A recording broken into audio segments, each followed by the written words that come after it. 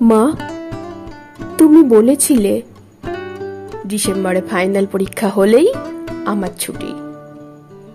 তখন আমি ক্লাস 3-তে পড়ি। ছুটির আনন্দে ওয়াল এক শিশু।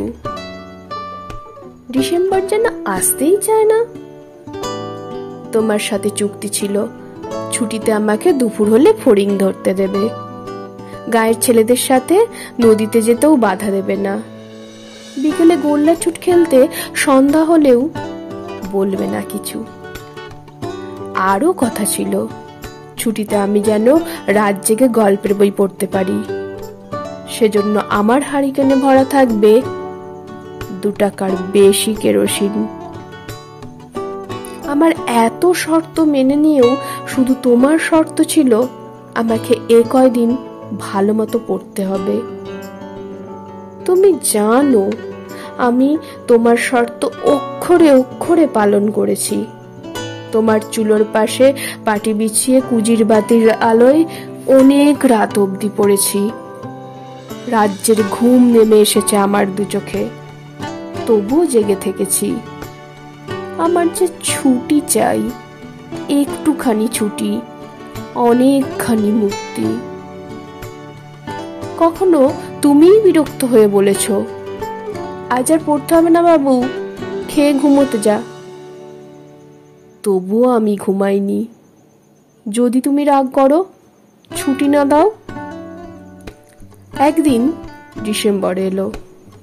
শেষ পরীক্ষা দিয়ে দুপুরে এসেই বললাম, এখন আমার ছুটি, তাই না মা? আমি ফড়িং ধরতে যাই। তুমি বললে, এই দুপুর রোদে ফড়িং ধরা কিসের, ঘুমোতে যাও, বিকেলে খেলতে যেও। আমি বললাম, মা আমার যে আজ ছুটি।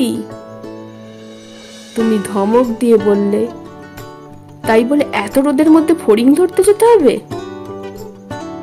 বিকেলেও সন্ধ্যা হবার আগেই তুমি আমাকে ডাকলে, আর কত খেলবে, এখন আজান দেবে, চলে আসো।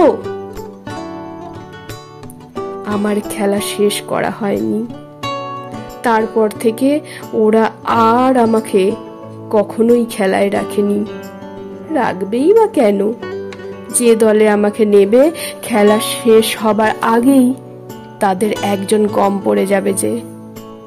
সন্ধ্যাবেলা আবিষ্কার করলাম আমার হারিকেনে তেল নেই, কিন্তু ওটাতেই 2 টাকার বেশি তেল থাকার কথা ছিল। রাত জেগে গল্পের বই পড়বো বলে। মা, আমার ছুটি ছিল, তুমিই কথা দিয়েছিলে ছুটি দেবে। তবু আমার ফড়িং ধরতে যাওয়া হলো না, গায়ের ছেলেদের সাথে মাঝ নদীতে আড্ডা দেয়া হলো না, বিকেলবেলা খেলা হলো না গোল্লা ছুট। আমার কিছুই করা হলো না। দুপুরে আমার ঘুম আসতো না, তবুও তোমার পাশে শুয়ে থাকতে হতো।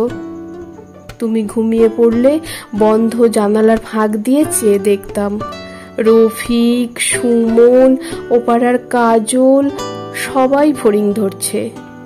রানী ফড়িং, রাজা ফড়িং, হেলিকপ্টার ফড়িং, কত রকম ফড়িং।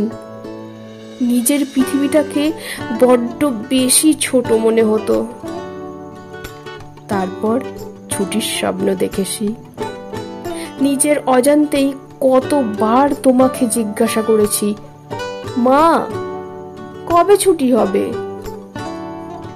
তুমি বলতে, ভালো করে পড়ো, একদিন ছুটি হবে। আজ অনেক বছর পেরিয়ে গেছে। আমার গায়ে এখন আর তেমন ফড়িংয়ের মেলা বসে না।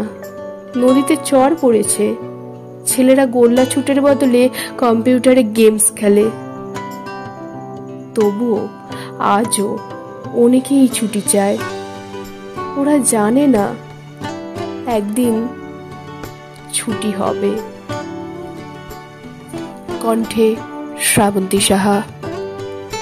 আমার এই ছোট্ট কবিতা পাঠটি যদি ভালো লেগে থাকে তাহলে অবশ্যই লাইক এবং প্রচুর প্রচুর শেয়ার করবে।